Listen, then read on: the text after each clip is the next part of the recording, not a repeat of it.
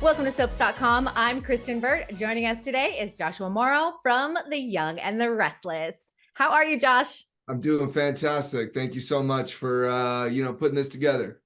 Well, I have to say a big congratulations to you on 30 years. That's an unbelievable number in daytime television. How are you feeling in this moment?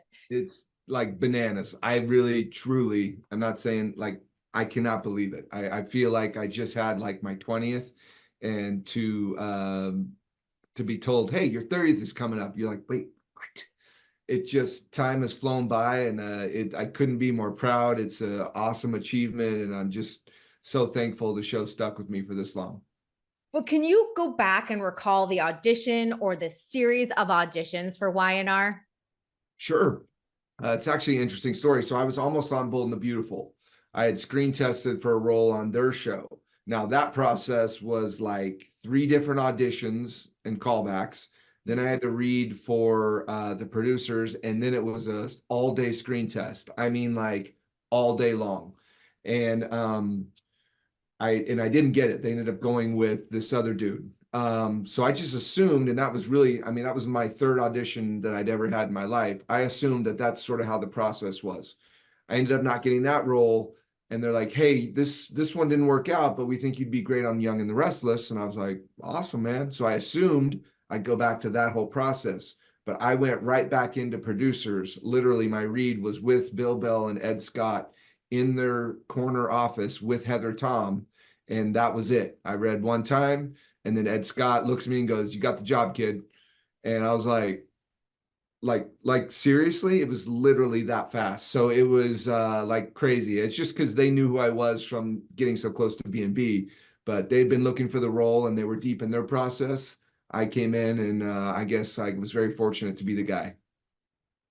First of all, I feel like you've got the Hollywood thing nailed down, because if that was your essentially 4th audition in your career, you It get was my a 4th. Yeah. role. Yeah. You're like, this Hollywood thing is easy. Got Yeah. it. No I'm gonna be problem. an actor, and I'm gonna join a soap opera and be in here for 30 years. Yeah, exactly. It's a dream come true. It's not the way it works. I tell anybody who, asks about, like, I am a unique case. Usually it's a long drawn out thing, but yeah, I got super, super lucky, and like the role of a lifetime with Nick Newman. Do you ever have that sliding doors moment of like, what would life have been had I gotten that Bold and the Beautiful role instead of the role in YNR? All the time. The guy who played that was a role for Dylan, and the guy who actually got it was also named Dylan. I forgot his last name, but I joined Young and Restless shortly after he had started on B&B. So I saw him all the time. We became buddies, and I want to say he only lasted 2 or 3 years, and that could have been me. I mean, they'd have been like, you know what, we're done. We're gonna go another route. But getting Nick Newman, who's obviously a cornerstone of the show, and a huge part of this main family, I mean, some longevity was sort of baked into it, assuming that's what I wanted to do, and I was responsible and showed up on time and was efficient. It was basically I could stay as long as I wanted, pretty much, and I fell in love with this medium. I fell in love with the schedule. It occurred to me very early on that I really wanted to be a dad, and I wanted to be home for dinner at night, and I wanted to not have to be on location. And this checked all those boxes. And it was just, this suited me. And also just to get to play Nick was, it was perfect.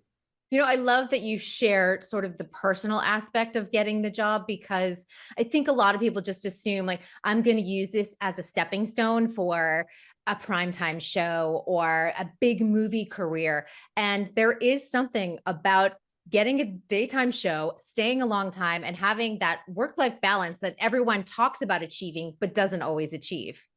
You know, it became pretty obvious to me that job security, obviously in Hollywood, is difficult to attain. We very fortunately never seemed to have to worry about getting picked up. And again, I got to play Nick Newman, so I knew there's always going to be a Nick Newman. Whether it was me playing it or not was sort of, a decision that I and the show had to make with each other. So it was just incredible job security. And, like I said, I couldn't want to be famous less. I don't want people prying into my life. I don't want, paparazzi. And, for all intents and purposes, I'm not famous. Nobody cares what I do in this town. There are far, far more people who are way more famous and interesting to me. So, I could live my life and not have to worry about that. And that really suited me. So, this was an incredible way to provide for my family, to make a great living, and to be in a job that is very fulfilling, and to work with incredible people. So it's really been just like the Powerball of jobs as far as I'm concerned. Oh, it's so sweet to hear. I know you were just talking about the power of all of your castmates and people on set and even behind the scenes at Y&R. What stands out to you on your first day on set? My first day was unique. I was working with Heather Tom, and this was back when we literally started filming the show at 7:30 in the morning. We have since moved that back to 8:30. I don't know why, but in the beginning, 7:30 a.m. first shot. And that day, I happened to be very first up in the tack house with Heather Tom. And, I knew nothing about the industry. I'd never done a job, not a single job in this world. And I just assumed it was like an all-day thing. I had 4 scenes with Heather Tom. I was done at 8:10 in the morning. And I was like, all right, well, what do I do now? And they're like, you go home. And I was like, I go home. Okay. At this point, I was living at home still with my mom, which was like an hour away, and got back in my car and drove home. And I walked in the house, and my mom's like, what are you doing home? Did you get fired? I'm like, no, I shot my show. I'm done for the day. And so I just remember it being so fast, and working with Heather Tom, who is like an incredible talent, an absolute superstar of unbelievable acting, everything. She's just incredible. So it was like fast, done, go home. Now it's rarely like that, and it's not like that often, but it's a great schedule. And I just remember that day being very uniquely exciting and nerve-wracking. And I just really wanted to do a good job. And 30 years later, here I am. You've got this Hollywood thing down. First day, like no big deal, in and out in an hour. Yeah, I was like, is this the way it always is? And I remember Ed Scott's going, hey, good job. You did a really good job. I was like, dude, I'm done. He goes, yeah, it's not always like this. So just don't, I'm like, okay, got Don't it. get too used to Yeah. it. How did you celebrate your first air date? June 21st, 1994. So my mom was doing a lot of work, and she was a volunteer at my little sister's school. So that was in 94. They must have been, I don't know, quick math, like, I don't know, 10 and 8 or something. And my mom had set up a big TV in like their little cafeteria, and all the little grade school kids came in and watched it with their teachers. And we had this like viewing party of the Young and the Restless. And I remember it coming on, and with my hair and that see-through weird sweater I was wearing.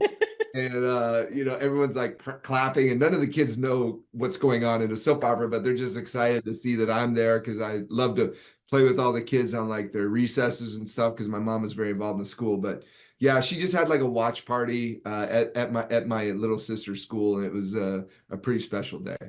Can you imagine all the little kids telling their parents, we watched Young and the Restless today at school? Yeah, I can see the parents are like, "What did you watch?" They What are only, you yeah, learning? they only watched my scenes. So anytime the others were on, we played games. We were doing the Duck Duck Goose game and any games. But as soon as my scenes came on, they got quiet and they turned it on the TV. So yeah, That's it was a cool experience. I'll look back on that knowing that I saw my very first ever episode of The Young and the Restless with my little sisters at their school. that's a really cute memory too. Just so sweet. It was fun, man. It was fun. I remember, well, I'm from Oklahoma, so my dad's side of the family, they had put it on the news. They're like, local kid hit it big, and they'd had it on the news. So my dad had sort of a similar watch party with like, I think a lot of the like, coaches at my high school and whatever. And it was all over the news that, this dude from a small town in Oklahoma and hit it big. So on both sides, it was a pretty cool experience. I love that. Local kid does good in Hollywood. Yeah, exactly. What has been your favorite part of Nick's evolution since you began playing him over 3 decades ago? My favorite part is, he came into town as sort of this like, not a troublemaker, but not real driven, not real ambitious, really loved the ladies, and sort of didn't really care about what people thought about him. And I like how he evolved into sort of a leading man and a father. Like I really pride my life on being a father. My kids, being a part of their lives and watching them grow is like everything to me. So, I feel like Joshua and Nick have sort of morphed into one, and we both take being a father very, very seriously. And I like it that Nick's through line is his kids. He always reverts back to what is best for them, and he fathers them very much differently than Victor does his children. Victor has very strong demands. He has very strong ideas about what he wants them to be doing despite what they want. And Nick is the opposite. Nick is like, I'm going to let my kids choose their own path. Hopefully they circle back to something that works for the family, because at the end of the day, the Young and the Restless, it's all about the family. Like, you protect the family at all costs. But Nick is going to let his children sort of choose their path, and hopefully their paths and Nick's paths and the family's paths will align at some point. How about Nick's love life? Because I think with some of Nick's greatest hits, a lot of people probably think about his romance with Sharon, the triangle with Phyllis. Do you think it will always come back to these two women for him? I do. My favorite storyline I've ever told in the show is the Nick, Sharon, Phyllis triangle. I think that elevated Nick's character into a completely different echelon of like leading man, if you will. And he has these two incredible loves of his life. He's on one hand, we've got Sharon, who is this beautiful young love story, the Romeo and Juliet, against all odds type thing. And they grew up together, and they've hurt each other both in horrible ways and whatever. And then you've got Phyllis, who was like Nick's lifeline. I mean, she literally saved his life after Cassie died. That relationship and that pairing came out of this incredible loss, and it really saved Nick's life. He was going down a bad path. So those two relationships, while very different in style, are incredibly impactful to him, and he's never going to turn the page on either one of them. They're always going to go back.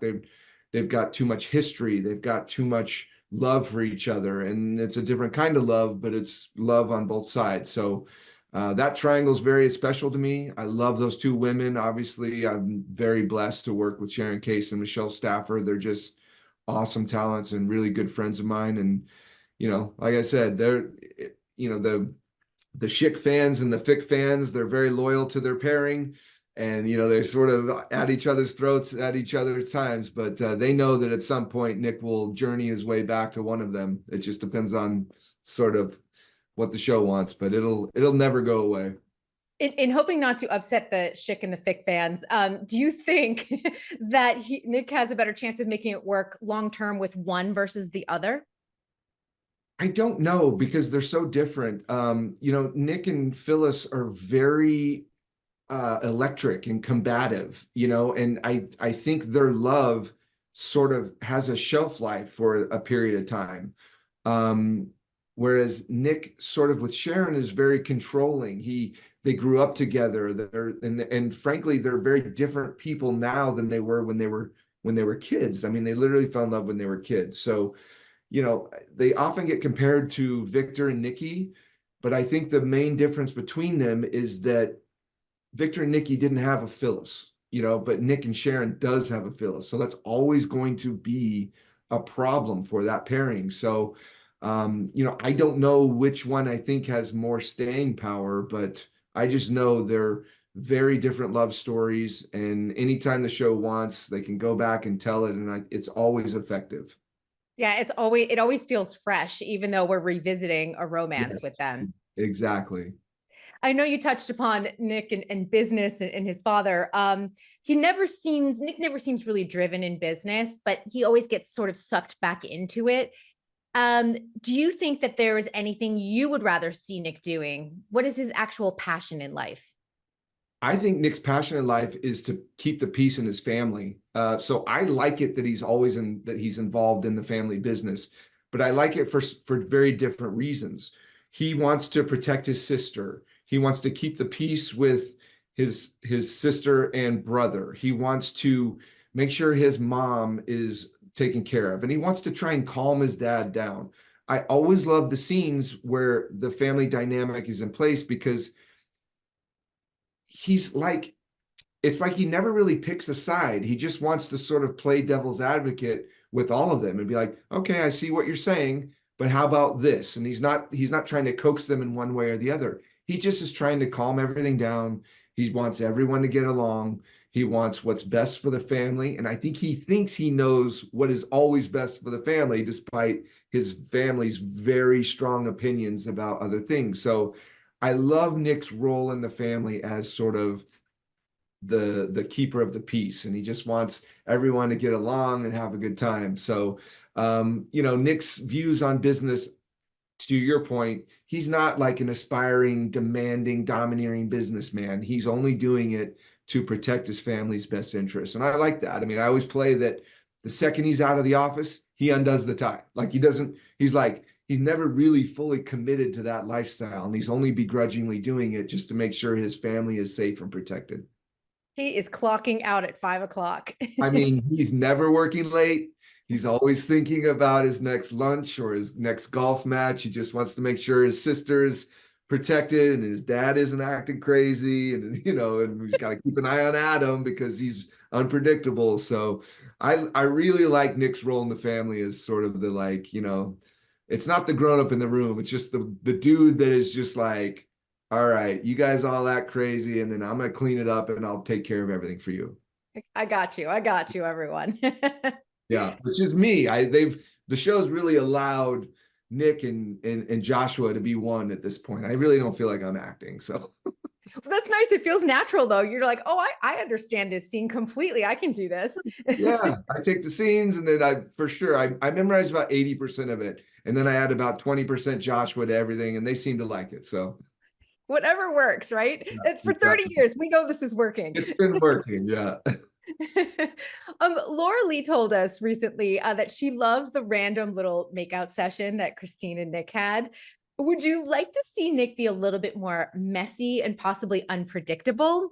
And is there any unexpected character you'd like to mix him up with? Yes, the unexpected character I would love to mix him up with is Lily. I've wanted to have a story with her for a while. I think Crystal is awesome to watch. She's obviously an extremely beautiful and talented woman. So that would be it feels like the one pairing that hasn't really happened. And I think all of Nick's relationships are messy because the dude falls in love crazy fast. He just is like into women. He's not exactly the most monogamous of guys, which, he's like the hero. He's got to have some problems. So it's his ability to have a full commitment, I think. So, Messy's good. I never want like the white picket fence love story. I always want there to be conflict. And, I don't think Nick is ever going to be like a full-on one-woman dude because there's always going to be Sharon. There's always going to be Phyllis. They have carved out a piece of his heart that is never going to go away. And I like that about him. It's fun to play. I think it'd be very boring if Nick was like super reliable in a relationship. I like that he's got this problem with commitment and, responsibility when it comes to pairings. Well, I love that you mentioned Lily as the unexpected character, possibly. Do you think he would have considered romancing Lily when her parents were alive? Neil and Nick were friends, and Drew would have been all up in your business with that. Sure. I think it would not have worked then because Nick and Neil were very good friends. And so I don't think that would have flown, by him. So, which I think actually makes the story even more interesting to play that, Nick loved Neil and his death was crushing to him. And if, that relationship ever sort of happened, that'd be a sort of a layer to play in this.